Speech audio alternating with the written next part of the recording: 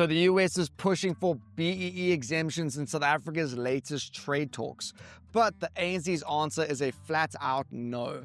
Today we're unpacking why that stance has become the new flashpoint in tariff negotiations, the government's backup plan to lock in export deals across Asia, and Nedbank's latest billion-rand bet. And be sure to stick around for the wildcard as we reveal the South African invention that's clocked some of the fastest moments in sports. Be sure to hit like and subscribe so you don't miss the big stories that matter. And now, without further ado, let's get into it. So forget about the tariff stalemate. South Africa's just put a fresh offer on the table, and it's far more generous to Washington.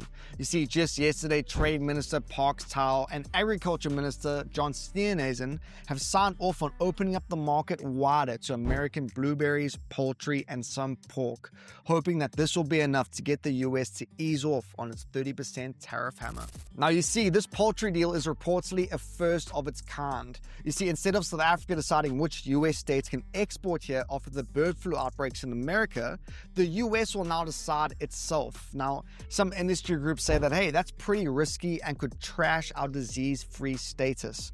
Now, US pork is still partially blocked over fears of importing PRRS, which is a virus that our farmers have managed to dodge for decades. But the real curveball here is that the US isn't only asking about trade. You see, they've raised a list of political and policy demands, from changes to our land laws to exemptions from BEE requirements that Pretoria says just crosses a sovereignty line. And as for that BEE point, well, let's just say it sparked a row big enough to deserve its own story later on in the show. So while these tariff talks with Washington drag on, Ministers Tau and Steenhuisen are already charting a different course, one that doesn't hinge on US goodwill. You see, they've kicked off what they call Plan A, which is an all-out push into Asia, the Middle East, and the rest of Africa to lock in new export markets. So at the top of the list is actually our biggest trade partner, China, where South Africa is close to sealing a deal to ship 5 types of stone fruits: apricots, peaches, nectarines, plums, and prunes for the first time ever. Now, Japan is also on the radar with talks over wine, citrus, and even maize. Deals are also reportedly brewing with Qatar, the UAE, Vietnam, Thailand, and Brazil. So the goal here isn't just to replace lost US trade, it's to build resilience so that one policy shift in Washington doesn't pull the plug on entire industries back home. But in saying that though, that does rather beg the question, especially to our trade minister. If this was always the smarter, safer path, why did we have to wait for a crisis to make this move? So as we mentioned earlier, Washington wants BEE exemptions on the table, but the ANC's response, not happening.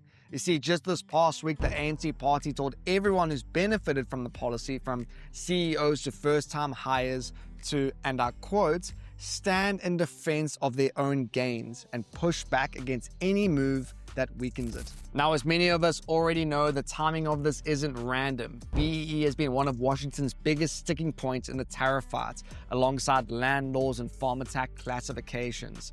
Now, Pretoria's refusal to shift here has helped to trigger this 30% US tariff on South African exports, which is having a ripple effect from agriculture to tech.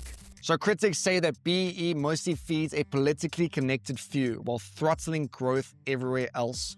The ANC even admits that there may be unintended elitism, but insists that the fix is to strengthen it and not scrap it. And with 112 billion rand in recent investments tied to BEE deals, they're betting that the policy winners will be loud enough to keep it firmly in place.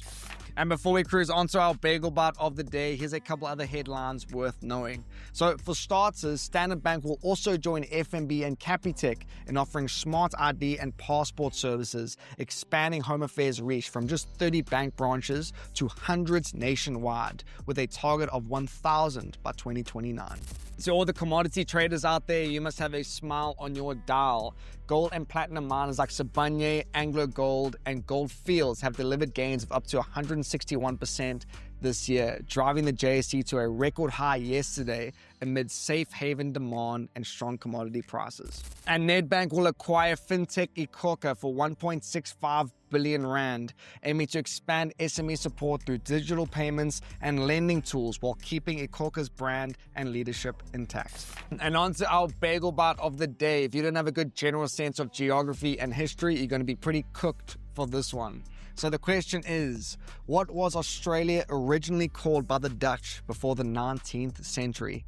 Is it A, New Holland, B, Terra Australis, or C, Van Diemen's Land? We'll give you the answer at the end of the show.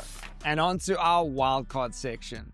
Did you know that Shoaib Akhtar bowled the fastest officially recorded cricket delivery at 161 k's an hour? Or that baseball's fastest pitch was by Aroldis Chapman, who hits 169 k's an hour? As for Sam Groth's tennis serve, a blistering 263 kilometers an hour. Now, here's the twist. All of those speeds were clocked using tech invented in South Africa.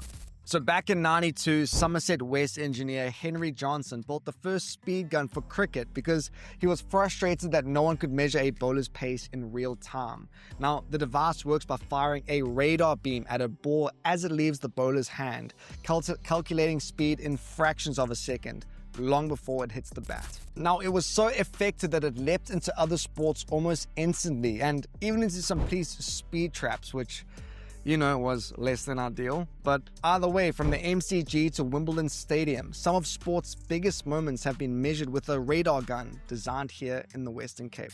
And as for that bagel bite, the answer is New Holland. That's what the Dutch called the Australian mainland from the mid-1600s until the early 1800s. Now, this is pretty interesting. The renaming to Australia was actually inspired by Terra Australis, which is Latin for southern land. Now, that term had been floating around European maps for centuries, referring to a completely hypothetical continent that map makers believed must exist in order to balance the globe.